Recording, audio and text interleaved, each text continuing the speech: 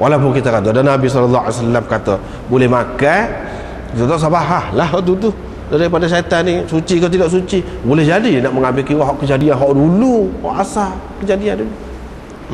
Tidak jelas, tak ada jelas lah gitu. Bahkan seperti dalam hadis tadi, innal mar'a khuliqat min dhila'in, mana khuliqat khilqatan kadhila'in, dijadikan dalam satu kejadian seperti itulah rusuk. Hak ni pun syaitan itu daripada syaitan, mana kejadian dia tu seperti kejadian syaitan. Jadi ada sifat-sifat yang ganggu, menyakiti, menyusah orang tu, ada buah tu. Jadi ini orang panggil isnad ni, kalau kita nak kira isnad, kalau dalam balarah isnad majazi lah, isnad majazi, ataupun isnad akli. Orang panggil isnad akli, majaz akli, mana kerana ada kesesuaian yang tertentu dikatakan dengan benda tu bukan sebenarnya begitu. Seperti kita kata sungai mengalir, bukan sungai yang mengalir, air yang mengalir, tapi dikatakan yang mengalir tu sungai. Sungai tu mana tempat tu, kalau tak ada air sungai tu orang panggil. Tapi apa yang sungai mengalir, kita bukan sungai mengalir, air tu yang mengalir. Sebab apa? Sebab air tu duduk situ. Tu ada kaitan tempat tu. Sebab juga kita kata cukup kepala, bukan cukup kepala, cukup rambut. Apa yang kata cukup kepala? Sebab rambut tu duduk di kepala. Gitu. Ni bahasa hadis ni kadang-kadang dia guna jenis gitu. Sebab ada kaitan tu, serupa dari segi keserupaan, dari segi dekat, duduk dekat, dari segi sesuai masa, ada kira berlaku tu.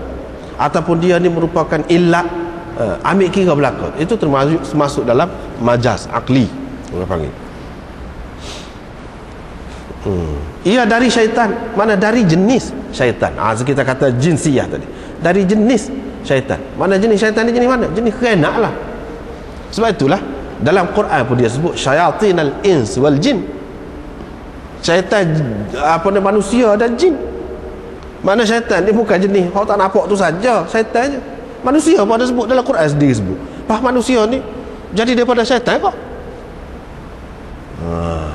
Manusia ni kejadian hak manusia hak supaya syaitan tadi lah, dia jadi daripada kejadian dia tu supaya kejadian syaitan kok, daripada api kok. Tidak. Apa sebut syayatin? Sebab ada sifat-sifat syaitan pada dia tu. Gitu. Sebab ada sifat-sifat syaitan pada dia.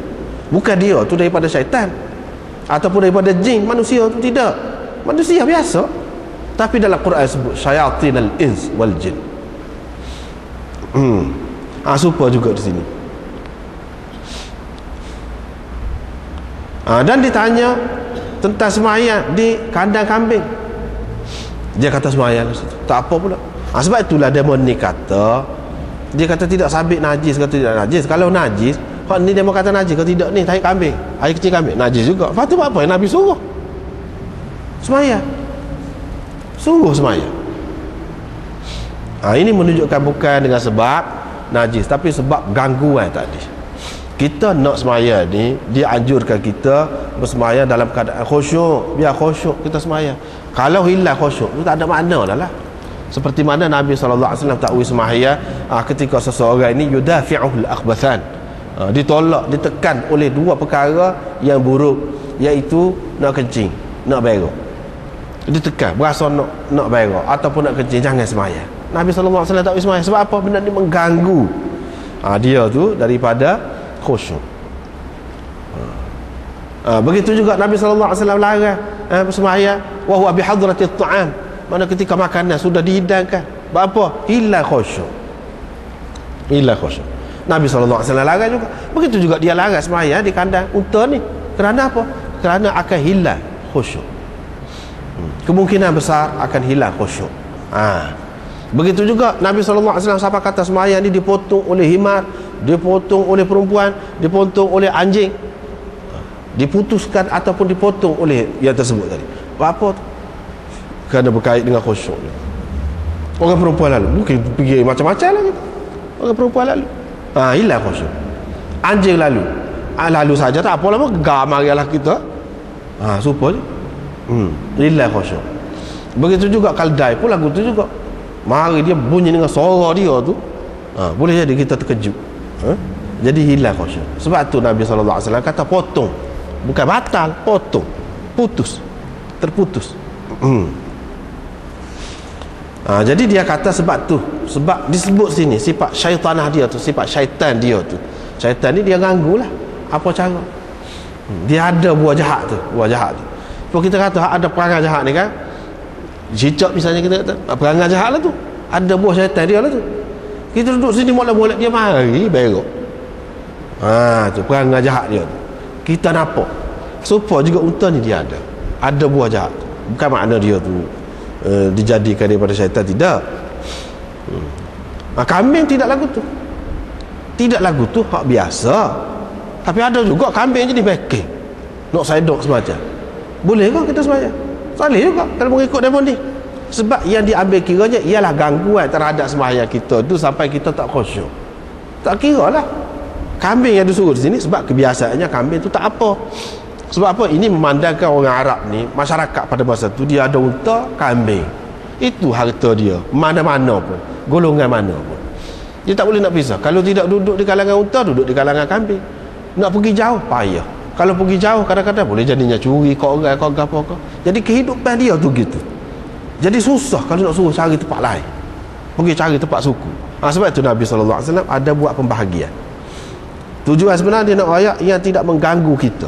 Tapi kalau sekiranya kambing itu sendiri mengganggu, serupa juga, tak boleh juga.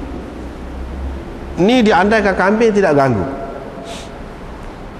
Tapi mungkin jugalah kambing, ya dia sebut secara umum ni kambing ni dia tak serupa juga. Kalau kita tengok kambing tempat kita ni kan, walaupun kecil, backing lembu lagu tu juga. Tapi kalau kita tengok setengah-setengah luar negeri tu besar-besar, tapi tak backing. Itu pelik juga. Tempat kita ni jadi backing. Boleh jadi orang dia pun lagu tu juga, backing juga, walaupun kecil pun. Payah nak kira, payah nak maaf. Tapi sebelah luar kan kita tengok orang mudah tu, belah mana-mana mudah betul lah asal maaf, boleh suka selalu lepas pada tu. Kita tidak. Jadi lah kita ni tepuh kereta sikit pun tak kira lalu kan. Kalau tidak, lagu lain lah jadi. Dia biasa ya kalau kita tengok sebelah-sebelah tepuh sikit, maaf. Jadi tak ada lah kata minta piti ke apa, tak. Mudah basah. Lembu dia, unta dia, kambing dia pun lagu tu. Kalau kita tengok, heran kita tengok. Kubah tu besar, dia perubah seorang sebelah. Kita sini nak sebelah lembu, nak lagu mana? Beza tu, pelik juga tu, beza. Adakah ia berkaitan dengan makanan dia tu, bahan makanan dia tu, ataupun cuaca ke? Wallahu a'lam. Maknanya disebut di sini kira-kiranya umum tidak backing lah tu. Tetapi andai kata kalau backing lah seperti tempat kita ni, kambing tu nak sekira nak sedok macam salih juga, serupa juga. Sebab dia sebut ilat dia syaitanah ada tadi. Syaitanah ada tadi.